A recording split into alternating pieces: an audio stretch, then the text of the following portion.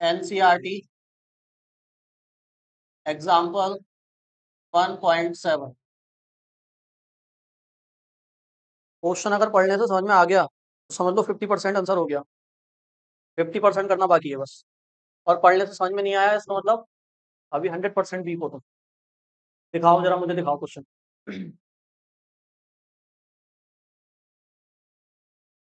देखो इस क्वेश्चन में बोला है कोई इलेक्ट्रॉन 2 × 10⁴ न्यूटन पर कूलाम परिमाण के एक समान विद्युत क्षेत्र में 1.5 सेंटीमीटर दूरी तक गिरता है।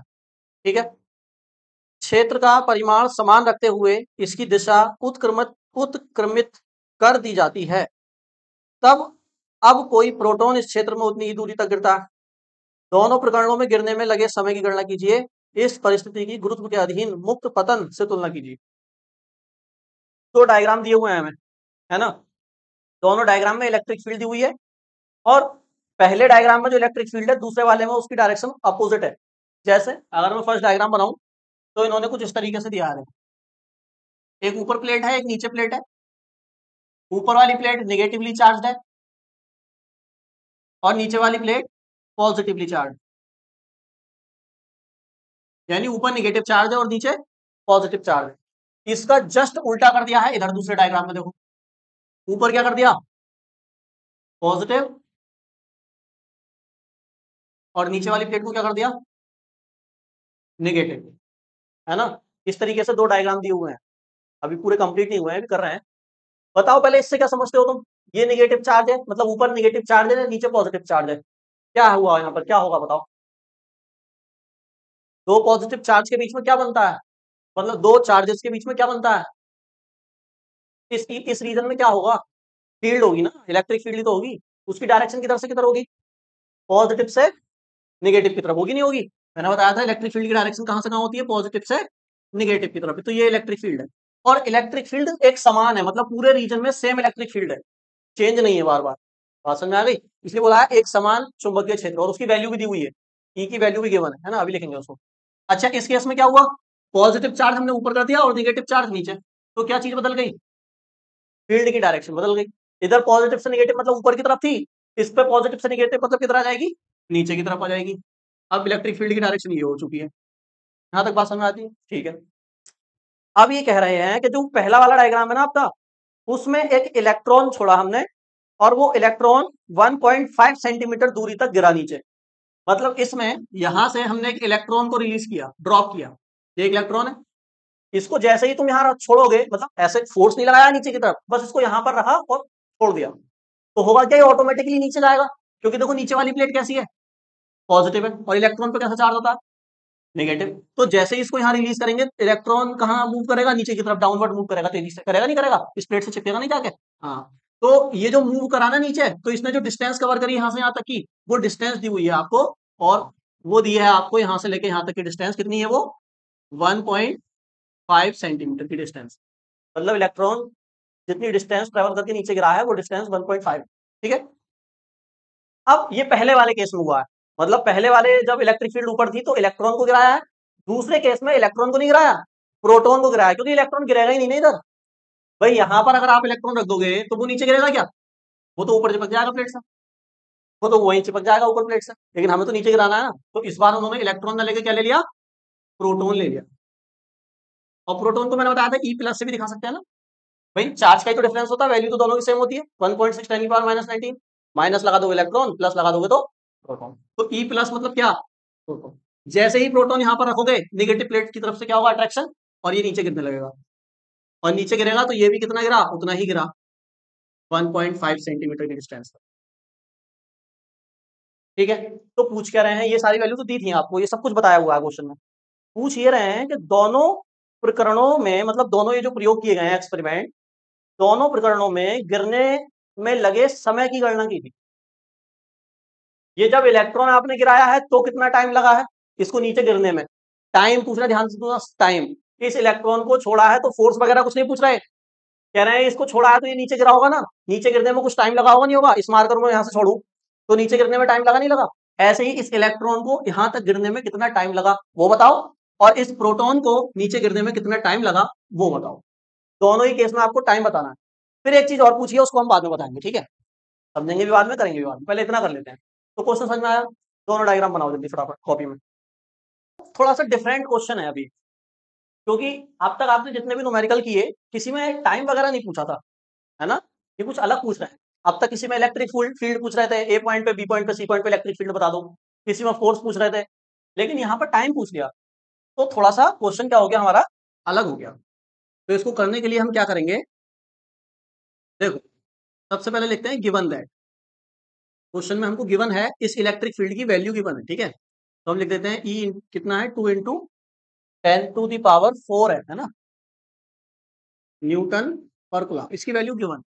अच्छा, ये जो डिस्टेंस है इसको हाइट मान लेते हैं हम, जितनी हाइट से इलेक्ट्रॉन या प्रोटॉन गिर रहे हैं उसकी हाइट मान सकते हैं, है ना? हाँ, तो ये हाइट है, तो इसको मैं लिख सकता हूँ h इज इक्वल टू कितनी है, 1.5 सेंटीमीटर को मीटर में कन्वर्ट कर लें, कितना हो जाएगा बताओ, 1.5 इंटू 10⁻⁻के।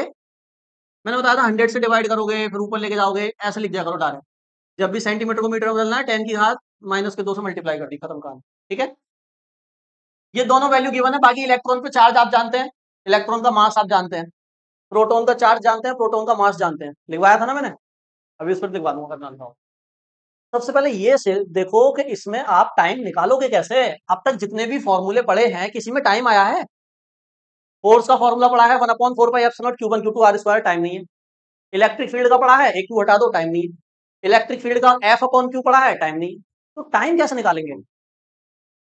तो देखो, जब भी किसी भी पार्टिकल को ड्रॉप किया जाता है ना, यहाँ इलेक्ट्रॉन को ड्रॉप कर रहे हैं, किसी भी बॉडी को आप ड्रॉप करो ऊपर से नीचे, तो वहां पर आ जाते हैं फिर न्यूटन्स के लॉ।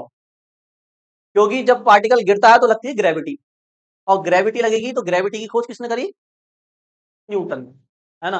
अब वो पार्टिकल कहीं भी गिरे, वो इलेक्ट्रोस्टैटिक में गिरे, या वो मैग्नेटोस्टैटिक में गिरे, या वो काइनेमेटिक्स में गिरे, या वो 11वीं की क्लास में गिरे, या वो 12वीं की क्लास में गिरे, पार्टिकल जब भी ऊपर से नीचे गिरेगा, चाहे वो कैसा भी पार्टिकल हो, आपको क्या लगाने पड़ेंगे? न्यूटन्स के लॉ। अब न्यूटन्स के लॉ जो है वो 12th में दूर दूर तक नहीं है, वो 11वीं क्लास में पढ़ाए जाते हैं, खासकर न्यूटन्स की इक्वेशन ऑफ मोशन, न्यूटन की गति की समीकरण। 3 समीकरण होती है गति की, पढ़ी है आपने?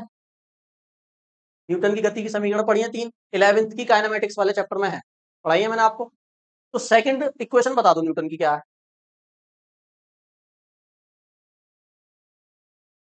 बताओ।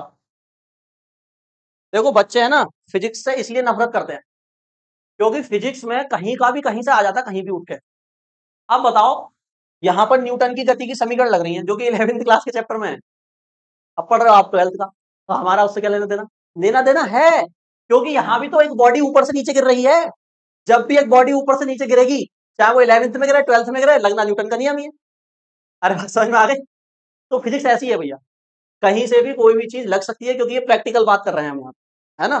तो अब आप इलेक्ट्रॉन को गिरा रहे हो, इलेक्ट्रॉन नीचे गिर रहा है, तो भैया आपको न्यूटन की समीकरण लगानी पड़ेंगी। और मैं आपको बता दूं यहाँ कौन सी समीकरण लगेगी, 3 समीकरण होती है, इधर लिख भी देता हूँ तीनों कौन कौन सी होती है। देखो, पहली होती है v बराबर u प्लस ए टी, ठीक है, ये फर्स्ट इक्वेशन है। दूसरी होती है s बराबर U T plus half A T square, ये सेकंड है। और थर्ड होती है v स्क्वायर बराबर u स्क्वायर प्लस 2as। ये 3 गति की समीकरण आपने कहीं ना कहीं तो देखी होंगी यार, 11th में थोड़ी सी भी फिजिक्स पढ़ी होगी तो, है ना? देखी होंगी। इनका प्रूफ भी इनका प्रूफ भी है 11th में, हाँ देखी होंगी, वो पढ़ने की बात तो कर ही ना रहा। देखी होंगी, हाँ, देखी तो है, बस इतना ही काफी है। तो यहाँ पर अब दिक्कत यह कौन सी इक्वेशन लगाएं, तो सबसे पहले हमें बताओ निकालना क्या है, टाइम, है ना? तो टाइम कौन कौन सी इक्वेशन में आ रहा है देखना, टाइम मतलब टी, तो फर्स्ट में आ रहा और सेकंड में आ रहा, लेकिन आप फर्स्ट सेकंड में से कौन सी लगाएं? तो इसको तो नहीं लगा सकते, थर्ड वाली तो कैंसिल हो गई, या तो फर्स्ट लगेगी या सेकंड। आप फर्स्ट भी नहीं लगा सकते, क्यों नहीं लगा सकते? क्योंकि फर्स्ट में ये v आया है। v क्या होती है? वेलोसिटी। v क्या होती है? Velocity, bag. वेग, बेग तो पढ़ा ही होगा, अरे स्पीड की को डायरेक्शन से जब जोड़ देते हैं तो वो वेलोसिटी बन जाती है। तो हमें यहाँ पर इलेक्ट्रॉन की वेलोसिटी पता है क्या, कि कितनी स्पीड से नीचे आ रहा है? हमें नहीं पता ना। अरे पता है क्या भैया? नहीं पता, तो फर्स्ट वाली भी नहीं लगा सकते, हालांकि उसमें टाइम था, लेकिन हम उसका यूज नहीं कर सकते, अब क्या करा जाए, मजबूरी बताओ है। तो सेकंड वाली लगा सकते हैं क्या? चेक करो। देखो मैं आपको बता दूं, घबराओ मत, ये जो एस है ना, एस, ये हाइट ही होती है। एस मतलब डिस्प्लेसमेंट, इलेक्ट्रॉन कहाँ था और कहाँ गया उसके बीच की पूरा जो डिस्प्लेसमेंट है वो एस है। हमारे केस में वो एस कितना है? एच है, ठीक है। तो एच तो एस तो हमें पता है टी क्या है, टाइम है। यू क्या है, यू पता है किस बच्चे को, बोल दो, तुम तो पढ़े थे 11th में। यू क्या है, देखो यू होता है इनिशियल वेलोसिटी और वी होती है फाइनल वेलोसिटी। जैसे कोई कार है, ये कार है, देखो ये कार है, इसने टी बराबर 0 समय पे मूव करना शुरू किया, ठीक है, और मूव करते करते ये यहां पहुंची टी बराबर टी समय पे, और टी बराबर टी समय के बाद इसकी जो स्पीड है वो बराबर 10 किलोमीटर पर आवर हो गई मान लो, ठीक है। यहां से तो इसने मूव करना स्टार्ट ही किया था ना, कुछ समय बाद ही तो इसकी स्पीड इतनी हुई है। तो जब मूव करना स्टार्ट ही करा था बिल्कुल टी बराबर 0 समय पे, उस समय इसकी स्पीड कितनी थी, वेलोसिटी कितनी थी, 0 थी। तो उसी को बोला जाता है इनिशियल वेलोसिटी, कि जब पार्टिकल ने मूव करना स्टार्ट किया ही है उस समय उसकी स्पीड या वेलोसिटी कितनी है, तो उसको कहेंगे हम यू इनिशियल वेलोसिटी। बाद में कुछ समय बाद जितनी हो गई है वो है वी, है दोनों वेलोसिटी ही, ये इनिशियल है और ये फाइनल। बात समझ आ गई। तो क्या हमें इस इलेक्ट्रॉन की इनिशियल वेलोसिटी पता है, बिल्कुल पता है। जब इलेक्ट्रॉन आपने बिल्कुल छोड़ा ही है ऊपर से, तो टी बराबर 0 समय पर तो इसकी इनिशियल वेलोसिटी 0 है। जैसे ही छोड़ा फिर वेलोसिटी बढ़ने लगी बढ़ने लगी बढ़ने लगी, स्पीड बढ़ गई। फिर हम नहीं कह सकते कितनी, इनिशियल तो कह सकते हैं 0, इनिशियल तो कह सकते। यानी हमारे पास एस तो है इतना, मतलब एच, यू है 0, टी हमको निकालना है, और ए क्या बोला भैया, ए त्वरण है ना, ये क्या है, त्वरण। उसकी मैं अभी बात करूंगा, त्वरण कैसे पता चलेगा इस इलेक्ट्रॉन का। यानी कुल मिलाकर हम इक्वेशन सेकंड को यूज कर सकते हैं इस क्वेश्चन के अंदर टाइम निकालने के लिए। बात समझ में आ रही है, ठीक है, लगाओ इक्वेशन सेकंड लगाओ ये।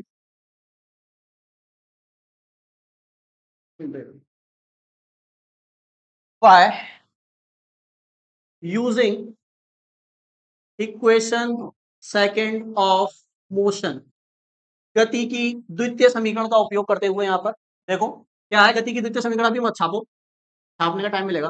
ut plus half A T square है ना। हम पहले ये इक्वेशन देखो इलेक्ट्रॉन के लिए लगा रहे हैं, प्रोटॉन के लिए नहीं लगा रहे हैं, ठीक है। चलो, तो हम क्या कह सकते हैं इस केस में, बताओ। एस जो है वो एच के बराबर है, तो मैं एस की जगह क्या लिख दूं, एच लिख देता हूं, अभी एच लिख देता हूं, वैल्यू नहीं रख रहा, पहले फॉर्मूला बनाने की कोशिश कर रहा हूं, ठीक है। यू हमारा क्या है इस केस में, बताओ, 0 है। जब इलेक्ट्रॉन आपने छोड़ा ही था उस समय तो वेलोसिटी 0 थी, टी बराबर 0 समय पे। तो जब यू 0, तो ये पूरी टर्म क्या हो गई, 0 हो गई, ठीक है। बढ़ जाओ आगे, हाफ ए को ए रहने देते हैं अभी के लिए, है ना, हालांकि ए बदला जाएगा, और टाइम हमें निकालना, ठीक है। यहां तक 0 में किसी टर्म को जोड़ते हैं तो क्या आता है बताओ, वही टर्म आ जाती है। तो हाफ ए टी स्क्वायर, क्या निकालना है आपको, टाइम। तो यहां से टाइम की जो वैल्यू है वो निकालना जरा। तो क्या करूं, 2 इधर ले जाऊं, 2h, ए को डिवाइड में ले जाऊं, या तो divided by A is equal to क्या, टी निकालो, टी, टी स्क्वायर नहीं तो स्क्वायर हटेगा, क्या चढ़ जाएगा इस पे, रूट सीधा करके लिख देते हैं। तो टी बराबर square root of 2h by a. सही है भैया यहां तक बात। यानी इस फॉर्मूले से आप टाइम कैलकुलेट कर सकते हैं बहुत आसानी से, लेकिन अभी आसानी नहीं है, क्योंकि अभी देखो एच तो आपको पता है, हाइट तो पता है कितनी हाइट से गिरा रहे हो आप इलेक्ट्रॉन को, ए नहीं पता ना, दिक्कत ये है। ए होता है त्वरण, यानी एक्सेलरेशन। यहां पर हमें इलेक्ट्रॉन का एक्सेलरेशन पता है क्या, दिया है क्या, नहीं दिया। तो अब यहां लगेगा न्यूटन का सेकंड लॉ, फोर्स वाला। न्यूटन के 3 लॉ हैं और 3 ही इक्वेशन है। 3 लॉ का नाम भी सुना होगा, न्यूटन के बल के 3 नियम, जिसमें पहला नियम क्या होता है, जैसे तीसरा आपने उस दिन बताया था ना एक्शन रिएक्शन वाला, वो थर्ड लॉ है न्यूटन का बल का। फर्स्ट लॉ क्या है, जड़त्व का नियम कहते हैं फर्स्ट लॉ को। यानी अगर कोई बॉडी गति की अवस्था में है तो ये है पहला पहला नियम। तीसरा नियम है एक्शन रिएक्शन, जितनी फोर्स अगर आप किसी बॉडी पे लगाएंगे उतनी फोर्स वो आप पे लगाएगी। सेकंड लॉ क्या है, सेकंड, सेकंड लॉ में न्यूटन ने ये बताया है कि जो हमारा फोर्स होती है ना, फोर्स, वो बराबर होती है मास इंटू एक्सलेशन के। F is equal to M upon A, पढ़ा होगा ये वाला फॉर्मूला, पढ़ा था 11th में। यहां से ए निकाल सकते हैं क्या, ए हमारा यही वाला ए है एक्सलेशन वाला, तो ए निकालोगे तो एम का चला जाएगा इसके। तो ए बराबर क्या आ जाएगा, एफ अपॉन एम। यहाँ पे ए की जगह मैं एफ अपॉन एम रखूंगा, समझ गए। ये चीजें देखो अगर समझ में नहीं आ रही हैं तो ये सारी 11th की चीजें हैं, इसमें मैं कुछ कर नहीं सकता। ये गति की समीकरण भी सब 11th की है, ये फॉर्मूला भी 11th का है। अब इस न्यूमेरिकल को करना है तो ये सारी चीजें लगानी पड़ेंगी। बात समझ में आ रही है, तो मैं बताता जा रहा हूँ हाथों हाथ कि ये जो फॉर्मूला होता है फोर्स का, फोर्स बराबर मास इंटू एक्सलेशन। यहाँ से ए निकालोगे तो एफ अपॉन एम हो जाएगा, इस ए की जगह एफ अपॉन एम रख दो, ठीक है। तो रखो जरा, रखो।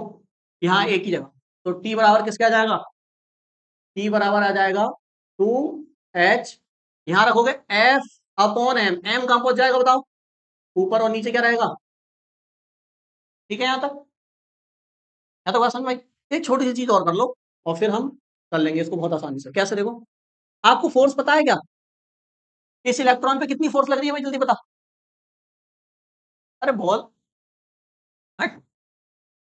फोर्स पता है इस इलेक्ट्रॉन पे कितनी लग रही है, ये जो पॉजिटिव प्लेट है पूरी नीचे है, ये इसको खींच रही है अपनी तरफ, इलेक्ट्रिक फील्ड लगा के खींच रही है, तो किसी चार्ज को जब इलेक्ट्रिक फील्ड में रखते हैं तो उस पर कितनी फोर्स लगती है बता, जीरो फोर्स लगाएगा तो ये आ जाएगा, फिर नीचे जब फोर्स नहीं लगेगी इस पे तो कितनी लगेगी, क्यू ई, बिल्कुल सही। अरे कल चीख चीख के बताया था, परसों सॉरी, कि जब इलेक्ट्रिक फील्ड में कोई चार्ज रखते हैं तो उस पर फोर्स लगती है क्यू इंटू वो इलेक्ट्रिक फील्ड जो है, बताया था ये फॉर्मूला। अब यहाँ क्यू ना रख के क्या रखेंगे, क्यू की जगह इलेक्ट्रॉन है ना, तो क्यू की जगह क्या रखेंगे, ई, क्यू की वैल्यू कितनी है यहाँ, ई है, यानी फोर्स तो आपको पता चल गया, ई इंटू ई रख दो, तो टी बराबर स्क्वायर रूट कितना आएगा, 2h m अपॉन में ई एफ, सही है। ये m क्या होता है, m मास होता है, द्रव्यमान, किसकी बात कर रहे हैं हम, तो यहाँ पे मास भी किसका आएगा, इलेक्ट्रॉन का। अब इस फॉर्मूले को घूरो और बताओ तुम्हें क्या चीज नहीं पता, यहाँ ई आएगा ना, सुन, इस फॉर्मूले को घूरो और बताओ क्या नहीं पता तुम, टू तो नंबर है, एच की वैल्यू गिवन है भैया, मास ऑफ इलेक्ट्रॉन कितना होता है, अब तुम याद नहीं करते हो चीजों को तो गुस्सा आता है, कितनी बार बताया, मास ऑफ इलेक्ट्रॉन होता है 9.1 10 टू दी पावर माइनस के 31 किलोग्राम, बताया था। तो मास ऑफ इलेक्ट्रॉन भी पता है, पता होता है, पता है नहीं, पता होता है। ई क्या है, चार्ज इलेक्ट्रॉन पे 1.6 10 की पावर माइनस 19, कैपिटल ई क्या है, गिवन है, सारी वैल्यू गिवन है, कैलकुलेट करोगे आंसर निकालोगे, टाइम निकल के आ जाएगा कितने टाइम में इलेक्ट्रॉन नीचे गिरेगा, पास में आ गई, नोट करो, इसमें सारी वैल्यू पुट कर दो फिर कैलकुलेट करो, तो 2 इंटू एच की वैल्यू देखो कितनी है, 1.5 10 टू दी पावर माइनस के 2 इंटू एम ई की value 9.1 into 10 to the power minus के 31 डिवाइडेड बाय ई की वैल्यू 1.6 10 की पावर माइनस के 19 एंड कैपिटल ई की वैल्यू 2 इंटू 10 की पावर 4। इसको जब आप सॉल्व करेंगे तो कुछ ये रिजल्ट आएगा, देखो जरा, कर सकते हैं ना इसको सॉल्व,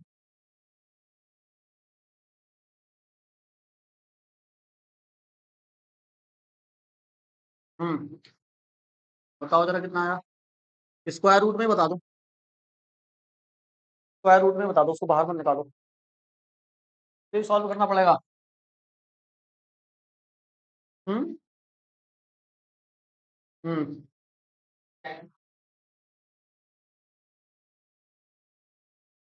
अपॉन में, तो इसको डिवाइड कर दो 3.2 से, हाँ पॉइंट पॉइंट से पॉइंट कट कर दो, देखो ये जो जीरो आ रहा है इसके पीछे इसकी तो कोई वैल्यू है नहीं, तो पॉइंट से पॉइंट हटाओ और 32 से डिवाइड कर दो 273 को, बस आ जाएगा, बताओ जल्दी कितना आया डिवाइड करके, 8.21, ठीक है भाई, हाँ यही होगा, ठीक है। तो अब लेकिन आंसर यहीं छोड़ के आओगे क्या, आंसर यहीं छोड़ोगे क्या, इस रूट को भी तो हटाना है तभी तो फाइनल आंसर आएगा, और ये रूट कैसे हटता है बताओ, मैंने बताया था आपको, पावर तो आधी हो जाती है, पावर तो आधी हो जाती है, तो 18 का क्या हो जाएगा, 9, इसको कैसे निकालोगे रूट से, ये है क्या किसी का, इसका स्क्वायर रूट हो सकता है क्या, बताओ, स्क्वायर रूट है इसका कोई, 821 का नहीं है ना, तो फिर कैसे करोगे, तो कैसे करोगे, जब स्क्वायर रूट ही नहीं है तो इसको कैसे करोगे बताओ,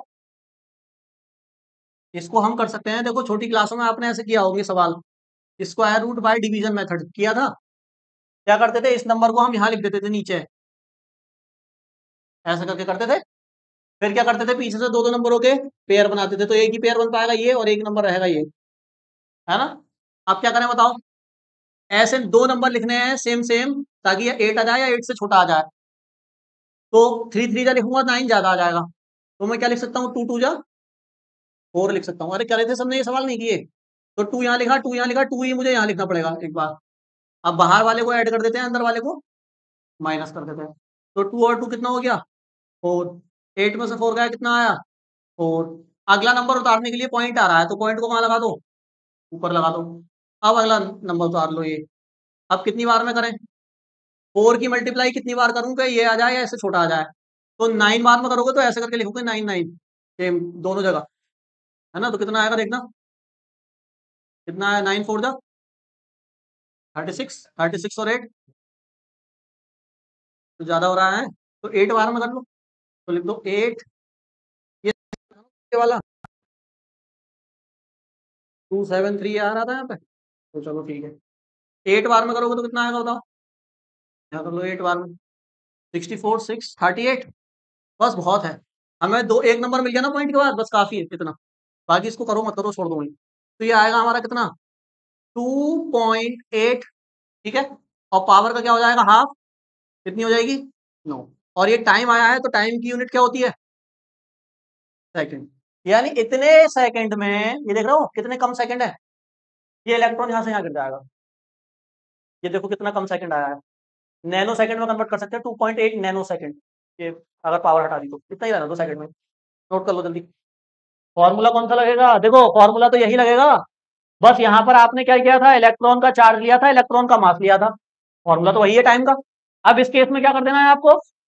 प्रोटॉन का चार्ज वो तो सेम ही रहेगा, ई की वैल्यू दोनों की सेम ही होती है, बस मास प्रोटॉन का बदल जाएगा, जिस वजह से प्रोटॉन का टाइम भी बदल जाएगा। बात समझ आ रही है? तो मास कितना होता है प्रोटॉन का, पता है किसी बच्चे को? किसी भी बच्चे को, एनीबॉडी? देखो ये चीजें ऐसी हैं जो आपको याद रखनी है ना हर टाइम, इन चीजों को आपको भूलना नहीं है। चार्ज हो गया, मास हो गया, इलेक्ट्रॉन प्रोटॉन के खास जो हमारे फंडामेंटल पार्टिकल हैं, उनके बारे में आपको नॉलेज होनी चाहिए। तो बस मैं फॉर्मूला यहाँ लिख देता हूँ, कैलकुलेशन आप खुद से कर लेंगे। उम्मीद है मुझे पूरी, होशियार बच्चे हैं। तो हम फॉर्मूला लिख देते हैं बस इसका। देखो क्या फॉर्मूला बनेगा इसके लिए बताओ, टाइम का? तो T is equal to square root 2h upon में E तो सेम ही है, और कैपिटल E। अब MP की वैल्यू बस आपको ये वाली रख देनी है, और इसको आपको खुद से ट्राई कर लेना है। होमवर्क कर सकते हैं, कैलकुलेट सब कुछ बता रखा है, नोट करो जल्दी। यहाँ लिख देना इसके ऊपर 4 प्रोटोन, 4 प्रोटोन, ये प्रोटोन के लिए कर रहे हैं। और ये जो किया था यहाँ लिख देना इसके ऊपर 4 इलेक्ट्रॉन, ये इलेक्ट्रॉन के लिए किया था। ठीक है भैया, कर सकते हैं ऐसे? ठीक है, चलो अब हम आगे बढ़ जाते हैं। क्या न्यूमेरिकल अब खत्म हो गया है? अभी नहीं हुआ है, अभी एक चीज और पूछी है। देखो एनसीईआरटी के न्यूमेरिकल ऐसे ही होते हैं, ये चाहते हैं कि न्यूमेरिकल को हम खत्म ही ना होने दें, पूछते ही ना कुछ ना कुछ कुछ ना कुछ कुछ ना कुछ। अब दोनों चीजें बता दी आपने, इलेक्ट्रॉन का टाइम भी बता दिया, प्रोटॉन के गिरने का टाइम भी बता दिया। अब देखो इन्होंने क्या पूछा इसी क्वेश्चन में, लास्ट में एक लाइन कह दी को छोटी सी, कह रहे हैं इस परिस्थिति की गुरुत्व के अधीन मुक्त पतन से तुलना कीजिए। गुरुत्व के अधीन मुक्त पतन मतलब क्या है इसका बताएगा तो बच्चा? क्यों भाई, गुरुत्व के अधीन मुक्त पतन मतलब ये तो कुछ मैच नहीं हुआ भाई, ज्यादा ही शुद्ध हिंदी हो गई तो है। मैं बता, इसको तो कर लेना आप, है ना? अब ये कह रहे हैं लास्ट लाइन में कि इसको कंपेयर करिए, इस ये जो मोशन हो रहा है ना नीचे की तरफ, इलेक्ट्रॉन का नीचे की तरफ जो मोशन हुआ है जिसमें आपने टाइम कैलकुलेट किया है, इस मोशन को कैलकुलेट करिए, सॉरी कंपेयर करिए उस मोशन से जब ग्रेविटी 0 हो जाती है। गुरुत्व के अधीन मुक्त पतन का मतलब यही है कि जब कोई पार्टिकल इस तरह से गिरे कि उस पर ग्रेविटी लगे ही ना, ग्रेविटी लगे ही ना, मतलब 0 ग्रेविटी मोशन से कंपेयर करो इसको। मतलब आप बताइए कि यहां पर ये जो ग्रेविटी है जो चीजों को नीचे की तरफ खींचती है अकॉर्डिंग टू न्यूटन, वो 0 है। मतलब यहां पर हम ग्रेविटी को नेग्लेक्ट कर सकते हैं, उस मोशन से इसको कंपेयर करिए, बताइए ये बात सच है या गलत है? तो आप जानते हैं किसी भी बॉडी को जब छोड़ा जाता है नीचे की तरफ तो वो नीचे मूव करती है बिकॉज ऑफ ग्रेविटी। अर्थ की जो ग्रेविटी है वो उसको खींचती है नीचे, और खींचते समय जो एक्सेलरेशन होता है पार्टिकल का, जो बॉडी गिरती है नीचे, वो ग्रेविटेशनल एक्सेलरेशन यानी स्मॉल जी होता है। और उसकी वैल्यू होती है 9.8 मीटर पर सेकंड स्क्वायर। ये ग्रेविटेशनल एक्सेलरेशन है। इसका मतलब जानते हैं आप 9.8 मीटर पर सेकंड स्क्वायर का? जानता है कोई बच्चा इसका मतलब, मीनिंग? ये है क्या? ये है ग्रेविटेशनल, ग्रेवी ग्रेवी वाली नहीं, टेशनल एक्सेलरेशन। ग्रेवी उसको भी बोलते हैं ना, किसको? अरे पता है तुम्हें, ना पता कुछ, गर्दन हिलाते हो बैठे बैठे। गुरुत्वीय त्वरण।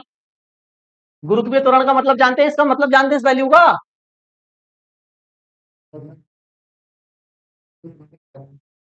ये बॉडी है, मार कर नीचे गिरा, इसकी जी की वैल्यू 9.8 है। क्या मतलब है इसका?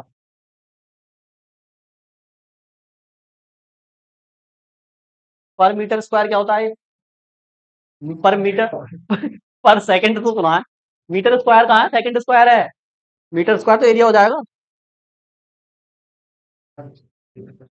बताओ क्या मतलब होता है इसका 9.8 का?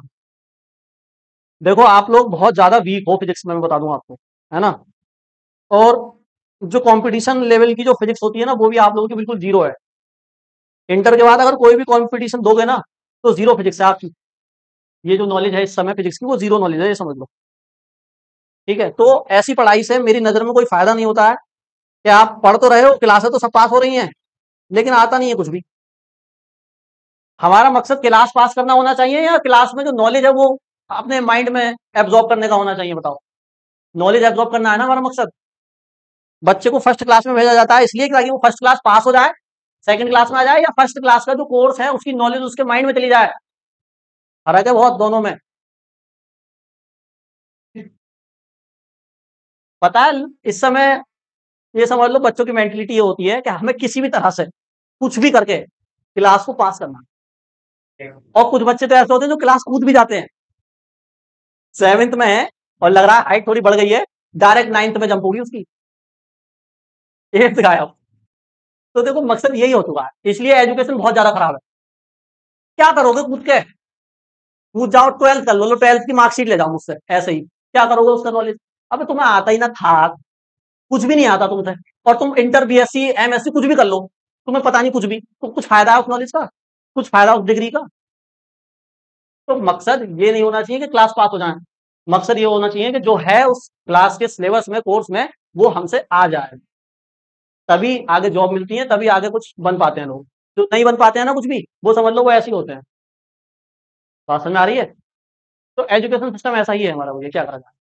खासकर स्टेट बोर्ड जो होते हैं, यूपी बोर्ड, बिहार बोर्ड, इनका, है ना, सीबीएसई भी ऐसा ही है। इसका मतलब आप नहीं जानते, देखो इसका मतलब ये होता है 9.8 metre per second square gravitational acceleration है। इसका मतलब ये है कि 9.8 मीटर पर सेकंड, पर सेकंड। ऐसे लिख सकता हूँ इसको, सेकंड स्क्वायर हुआ ना यहाँ पे, देखो सेकंड फिर से नीचे जाके क्या हो जाएगा, स्क्वायर हो जाएगा। यानी इस चीज को ऐसे लिख सकते हैं, लिख सकते हैं। तो मीटर पर सेकंड क्या होती है? स्पीड या वेलोसिटी की यूनिट होती है मीटर पर सेकंड। एक सेकंड में कितने मीटर चला, ये स्पीड ही तो होती है, पर सेकंड। यानी अगर इस मार्कर को हम ड्रॉप करें यहां से, तो because of gravity, because of earth, इसकी जो स्पीड होगी ना, वो हर सेकंड 9.8 मीटर पर सेकंड बढ़ती जाएगी।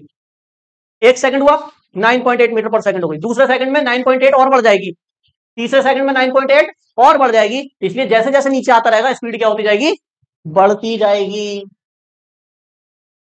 यही मतलब होता है एक्सेलरेशन का, त्वरण का। अगर किसी बॉडी, मान लो ये कार है, ये कार है, अरे कार, ये कार है, मैंने मैंने तुमसे कहा इस कार का जो एक्सेलरेशन है वो 5 मीटर पर सेकंड स्क्वायर है, त्वरण इसका 5 मीटर पर सेकंड स्क्वायर है। मतलब क्या हुआ कि इस कार की स्पीड हर सेकंड कितनी बढ़ जाएगी? 5 मीटर पर सेकंड। एक सेकंड हुआ 5 मीटर, दूसरा सेकंड 10, तीसरा सेकंड 15, 20, 25, 30, 45, 40, अरे समझ गए, ऐसे बढ़ेगी। तो इस चीज को बोला जाता है त्वरण, जितनी स्पीड उसकी हर सेकंड बढ़ रही है। और अगर त्वरण में कह दू जीरो है, भाई इस कार चल तो रही है लेकिन इसका एक्सीलरेशन कितना है? जीरो। इसका मतलब क्या हुआ? ये रुकी हुई है, चल रही है लेकिन स्पीड नहीं बढ़ रही है। भाषा जा रही है, हाँ। यानी अगर मैंने आपसे कहा कि जो इसकी स्पीड है वो 40 किलोमीटर पर आवर है और एक्सेलरेशन जीरो है, इसका मतलब ये हुआ कि ये 40 ही है, 40 से 45 नहीं हो रही, क्योंकि हाँ 40 फिक्स हो गई, कांस्टेंट स्पीड हो गई। कहने का मतलब ये स्पीड कैसी हो गई? कांस्टेंट। बात समझ में आई? तो ये होती है जी की वैल्यू। जब कोई बॉडी ऊपर से गिरती है तो इतनी पर सेकंड उसकी स्पीड बढ़ती जाती है। अब ये कह रहे हैं कि ये जब इलेक्ट्रॉन नीचे गिरा है ना, तो इलेक्ट्रॉन जब गिरा है तो इसके लिए हम इस जी की वैल्यू को नेगलेक्ट कर सकते हैं। इसके एक्सेलरेशन के सामने ये वाला ये जो जी का एक्सेलरेशन है ये कुछ नहीं है, ये कहना चाह रहे हैं। तो हम देख लेते हैं, इसका एक्सेलरेशन निकाल लेते हैं। इसका एक्सेलरेशन निकालेंगे और फिर इसको इससे कंपेयर करेंगे, वो ज्यादा है या ये ज्यादा है। ठीक है, चलो निकालो। तो अभी मैंने बताया एक्सेलरेशन बराबर होता है एफ अपॉन एम, क्योंकि एफ बराबर एम में होता है, वहां से निकाल दिया। फोर्स को हम लिख सकते हैं क्या, E into capital E, Q into E, Q की जगह ई, अपॉन में क्या है बताओ। अच्छा है एफ बराबर क्यू ही लिखा ना, क्या कर रहे हो पांडे जी, सही है। हाँ, अब यहां से वैल्यू रख दो सारी। ई की वैल्यू हम जानते हैं 1.6 10 की पावर माइनस के 19, ई की वैल्यू जानते हैं, इस वाली ई की वैल्यू दे रखी है हमको, और इसकी वैल्यू भी जानते हैं 9.1 10 टू दी पावर माइनस के 31। इसको जब कैलकुलेट करोगे आप तो कितना आएगा। अरे तुम तो कर लेना, मैं डायरेक्ट आंसर लिख देता हूँ, है ना, कर तो लेंगे ही, टाइम खराब होगा फालतू।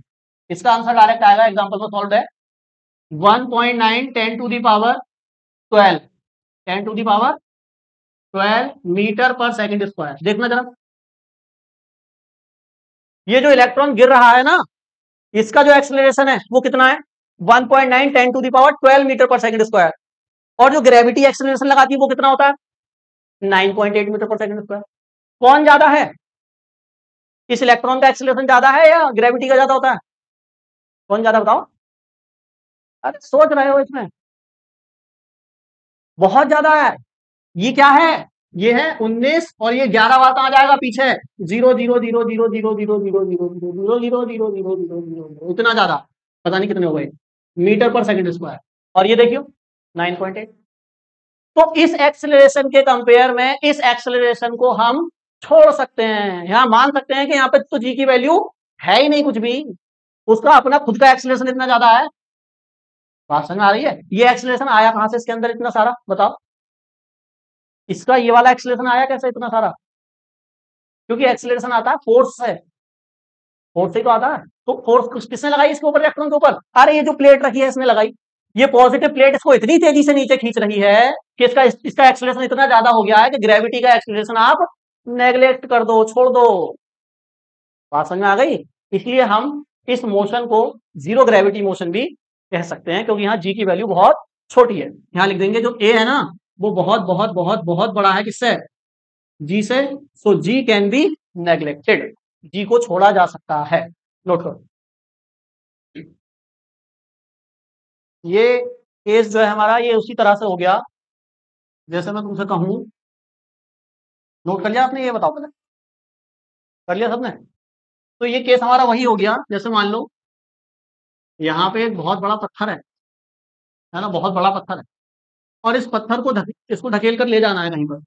यहाँ पे एक छोटा सा बच्चा है, छोटा सा बच्चा, वो इसको रस्सी से बांध के खींच रहा है, फोर्स लगा के, ठीक। और फिर आया एक बहुत बड़ा ट्रक,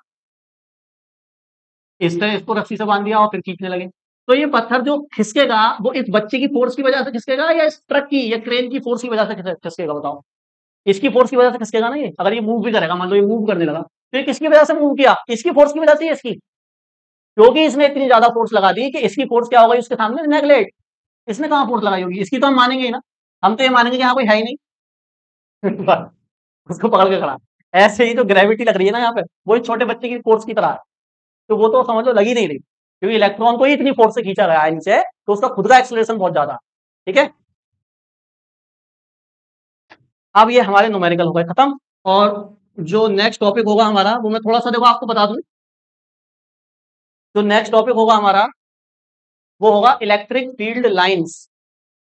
इलेक्ट्रिक फील्ड पढ़ लिया आपने, किसी भी चार्ज की जो सराउंडिंग होती है जिसमें किसी दूसरे चार्ज को लाने पर फोर्स फील होती है उसको इलेक्ट्रिक फील्ड कहते हैं। अरे ये तो है, देखो मैं जब भी कोई भी चीज पढ़ा करूँ ना, उसको ऐसा मत समझा करो कि उसको कॉपी में लिख लिया बस, कि वो तो भैया ने डेफिनेशन बताई थी, कॉपी में लिख लिया है हमने, जब भी करना होगा उसको पढ़ लेंगे, रट लेंगे, वो समझ में आ जाएगी। ऐसा नहीं करना है, डेफिनेशन जो लिखवाई है वो लिखवाई है, लेकिन जो भी चीज समझाई है उसका आइडिया आपके माइंड में बैठ जाना चाहिए, कॉन्सेप्ट पता हो जाना चाहिए कि ये चीज है क्या एक्चुअल में, चाहे भले से उसको समझाया ना जाए तुमसे, लेकिन आपको पता होना चाहिए कि भैया बात किसकी कर रहे हैं। जैसे मैंने आपको इलेक्ट्रिक फील्ड पढ़ाई है, तो इलेक्ट्रिक फील्ड क्या है, डेफिनेशन मत सुनाओ, बस आपको पता होना चाहिए है होती क्या है। ऐसी चीज भी एग्जिस्ट होती है, आपको बस पता होना चाहिए। जैसे चार्ज है, तो चार्ज के चारों ओर एक ऐसा एरिया बन जाता है, ऐसा स्पेस बन जाता है कि उसमें किसी भी दूसरे चार्ज को लाते हैं तो फोर्स लगती है। तो वो जो स्पेस है उस चार्ज के अराउंड, उसी को हम क्या बोलते हैं, इलेक्ट्रिक फील्ड बोलते हैं। अब जो हमारा टॉपिक होगा उसको नाम दे रहे हैं हम electric field lines. Line, line समझते हैं, रेखा, यानी चार्ज की जो इलेक्ट्रिक फील्ड है उसको लाइंस द्वारा बताया जाता है कि इसकी इलेक्ट्रिक फील्ड इन लाइनों से रिप्रेजेंट होगी। उन लाइंस को ही, इलेक्ट्रिक फील्ड को रिप्रेजेंट करने वाली लाइंस को ही हम बोलते हैं इलेक्ट्रिक फील्ड लाइंस। क्यों पढ़ रहे हैं इलेक्ट्रिक फील्ड लाइंस, क्या यूज है और क्या यूज होगा उनका आगे फ्यूचर में, उसको हम जानेंगे डिटेल में कल कि इलेक्ट्रिक फील्ड लाइन का काम क्या है हमारे लिए, है ना। तब तक आप जो कराया उसको पढ़ के